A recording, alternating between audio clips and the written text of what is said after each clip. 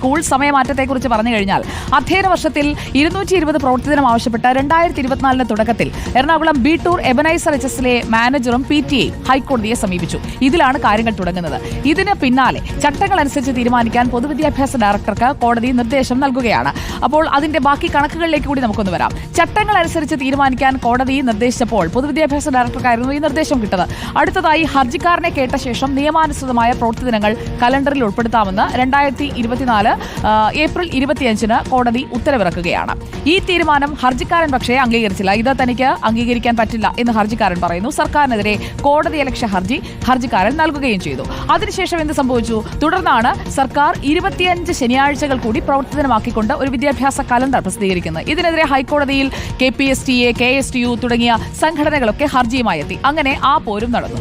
ആ ഹർജി പരിഗണിച്ചുകൊണ്ട് ശനിയാഴ്ച പ്രവർത്തനമാക്കിയത് കോടതി റദ്ദാക്കി. വിദ്യാഭ്യാസ അവകാശ നിയമത്തിലെ വ്യവസ്ഥകൾ അനുസരിച്ചും വിദഗ്ധരുമായി കൂടിയാലോചിച്ചും കലണ്ടർ തയ്യാറാക്കാൻ 2024 ഓഗസ്റ്റ് 1 വിധിയും വന്നു.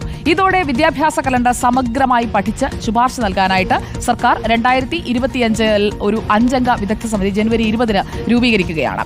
സ്കൂൾ സമയമാറ്റം അങ്ങനെയാണ് വീണ്ടും വാർത്തകളിൽ നിറയുന്നത്. ഈ വിദഗ്ധ സമിതിയുടെ റിപ്പോർട്ട് വരുന്നത് 2025 മെയ് 6 തീയതിയാണ്. റിപ്പോർട്ട് അനുസരിച്ച് എന്ത് ചെയ്യണം? സർക്കാരിന്റെ ശുപാർശ കോടതിയെ അറിയിക്കണം. സർക്കാർ ശുപാർശ കോടതിയെ അറിയിക്കുന്നു.